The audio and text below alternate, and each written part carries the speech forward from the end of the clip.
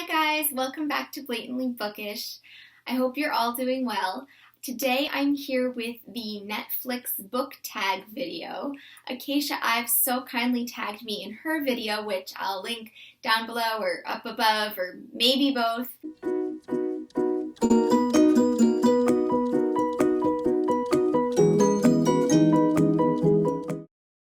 So question number 1, recently watched. The last book you finished, and for me that was The Warden by Anthony Trollope. Now, I have a fraught relationship with audiobooks, but I listened to this one on audiobook, and this time it worked out. I really loved it. The narrator, Simon Vance, was thoroughly captivating, and I found the story really engaging. A lot of people told me that I had to read this on audiobook because the story is kind of dull and dry, and it's about church politics in the 19th century, which is something I am not particularly interested in. But it turns out that church politics in the 19th century actually have a lot to do with the present day. I think that the book itself had a lot of insight into workers' rights, into things like unions, into the media, and I just found it really engaging, and I'm going to talk more about this book in my January wrap-up. Definitely. So hopefully I film that soon. And then since this is the Netflix book tag, I'm going to throw in some random TV shows in here. If you guys want to watch something really interesting, I suggest that you check out Season 3, Episode 19 of West Wing on Netflix. Or the show as a whole. I started watching the show around October, November, about the time when U.S. election hype was going on. And it's a really great show so far. I just finished Season 3, Episode 19, so that's where I'm at in the show right now. But this particular episode is interesting because it's a documentary, and you do not have to be familiar with the show as a whole to watch it. It focuses on real people from the Carter, Reagan, Clinton, and Ford administrations, and it just shows how the actual TV show parallels the real-life experiences of these individuals working at the White House.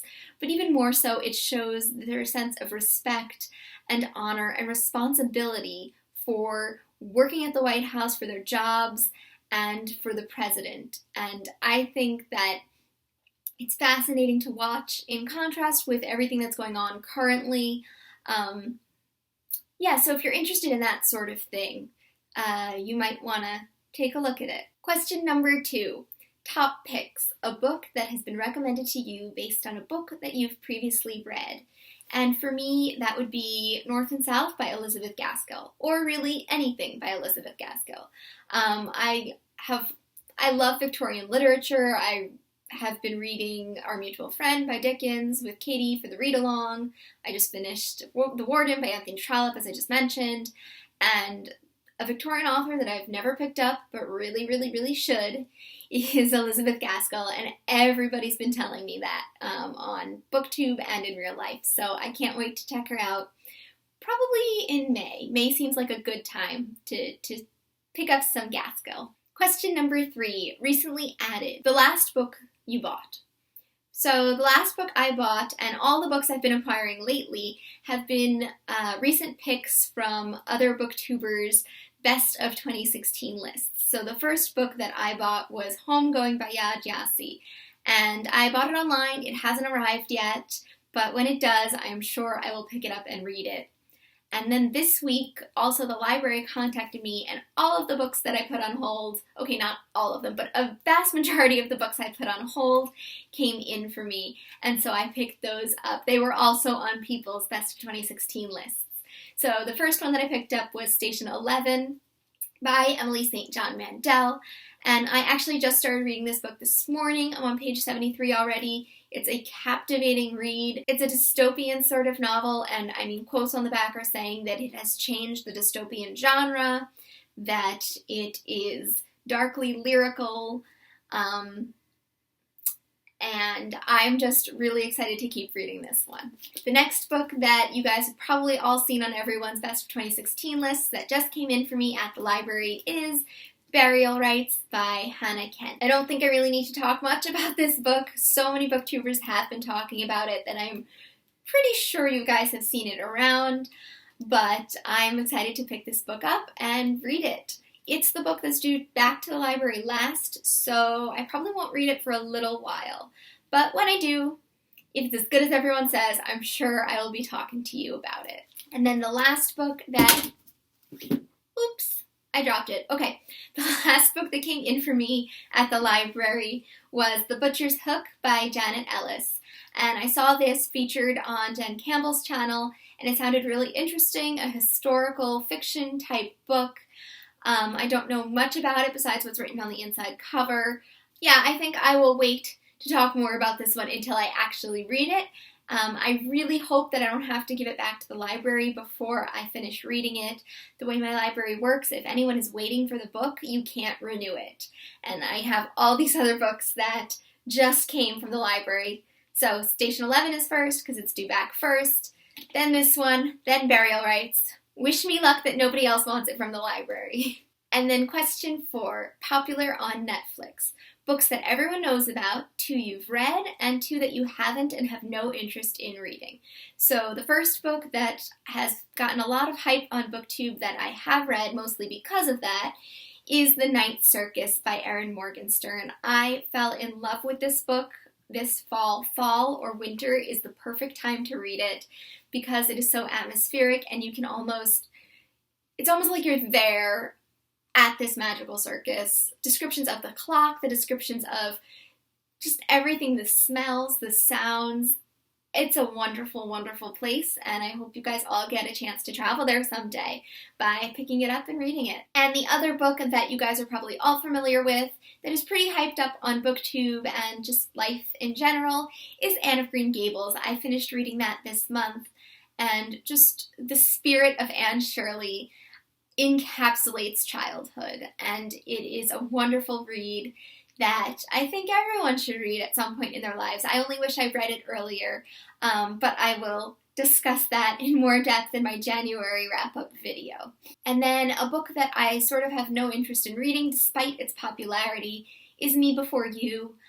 I watched a video about the way it treated chronic illness and physical disability, and it just doesn't appeal to me any longer. And another one that I wanted to read but now don't is The Goldfinch. 3 people who are avid readers and who I trust implicitly with my reading decisions told me that Donna Tartt has written far better books, including The Secret History, which I have a copy of, and I don't have a copy of The Goldfinch, so I'm definitely going to read The Secret History before I try and get my hands on The Goldfinch, and honestly, I don't know if I will try to get my hands on The Goldfinch.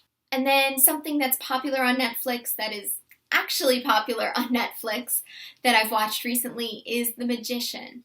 And it centers on 2 main characters who discover that they have magic, and they are offered to audition for entrance to a magic school. It deals with pretty much every trope that I can imagine in magical types of books. It talks about psychic stuff, time travel, and even magic as sort of a mental illness, that kind of trope. So it's definitely something that fans of Harry Potter and the Chronicles of Narnia will enjoy, and you guys should take a look at it if you think that appeals to you. Question number 5, Comedies, a funny book. Now, the first thing that came to mind isn't actually a book, it is a play, and that would be The Importance of Being Earnest by Oscar Wilde. I also read that this January, actually as a buddy read with Amanda Center, and I loved it. Oscar Wilde has such charisma and wit, and reading his work is just a pleasure. It had so many quotable lines, including this gem about reading that I want to share with you. Oh, it is absurd to have hard and fast rules about what one should read and what one shouldn't. One should read everything. More than half of modern culture depends on what one shouldn't read. Question number 6, dramas. A character who is a drama king or queen. And I picked a drama king and queen. That would be Romeo and Juliet. They're teenagers falling in love, and I don't know what could be more dramatic than that. Not to mention, they are actually in a drama, so I think that one speaks for itself. Question number 7, animated, a book with cartoons on the cover. So for this one, the obvious choice would be any graphic novel I could think of, but instead I decided to go with The Amazing Adventures of Cavalier and Clay by Michael Chabon. Now you might be looking at what I'm holding up and saying, Marissa, that doesn't have any cartoons on the cover. Well, I suppose it doesn't, but other covers of this book do have cartoons on it, like this one. And I picked this book because even though it may not have a cartoon on the cover, it is about cartoons and the power of cartoons and comics. This book focuses on 2 cousins during the World War II era who create this comic book character called the Escapist, and in doing so, escape many of the current events going on in their lives. I actually haven't finished this book. I started reading it in December of last year, and I put it down for a very, very long time. In the meantime, I created this channel and read plenty of other books, but I've been thinking about this one lately, especially because yesterday was Holocaust Remembrance Day, and this book definitely came to mind for me. So I really, really should finish it. There's no good reason that I didn't finish it. Yeah, I put it down and I never picked it up again, and that is a shame. So hopefully I will finish reading this at some point this year. Question number 8, watch it again, a book that you want to reread. So I have a fraught relationship with rereading. As I'm rereading a book, I feel incredibly guilty knowing that there are so many other books out there that I've never read before that I am not experiencing as I am rereading this book that I've already read. And yes, rereading a book can be incredibly rewarding. You can notice new things as you're rereading. Every reading experience is different. Different things are happening in your life this next time you're reading the book, and the meaning can change for you entirely. But that doesn't stop me from feeling really guilty as I'm rereading it and have a whole stack of unread books waiting for me out there in the world. So I would like to reread Jane Austen's novels this year, but I really don't know if I'm going to be doing that or not. We'll see. Question number 9, Documentaries, a nonfiction book you'd recommend to everyone. Now, I don't read that many nonfiction books, but I have made the initiative to start reading more this past year. A book that I would recommend to most people, if not everyone, would be The Spirit Catches You and You Fall Down by Anne Fadiman. You can see it there. Now, this book is a book that I had to read for orientation to dental school, which is somewhat unusual, but I enjoyed reading it. It's about a refugee family from Laos and their daughter, who is diagnosed with severe epilepsy. Her parents and her doctors really both want what's best for her, but unfortunately their miscommunications lead to tragedy. It's a fascinating book. I highly recommend that you read it if you're in the healthcare profession.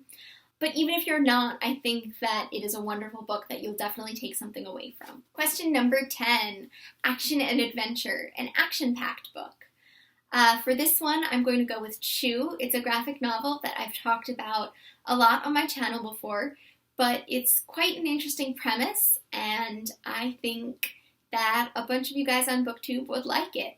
It focuses on Tony Chu, who is an investigator at the FDA, which is kind of like the FBI, and he actually is a word I can't remember and can't pronounce, but it just means that it's like chibopathic or something like that. It just means that when he bites any piece of food, he knows where it comes from. So if he bites into an apple, he knows the history of that apple, what pesticides were put on it, where it was grown, etc., etc.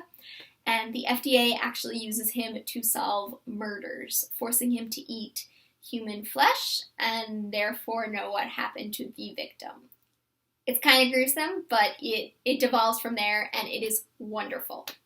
I highly recommend you check it out. Question number 11, new releases. A book that just came out or will be coming out soon, that you can't wait to read. I showed you some of my new releases already that I just received from the library, or they're pretty new for me at least.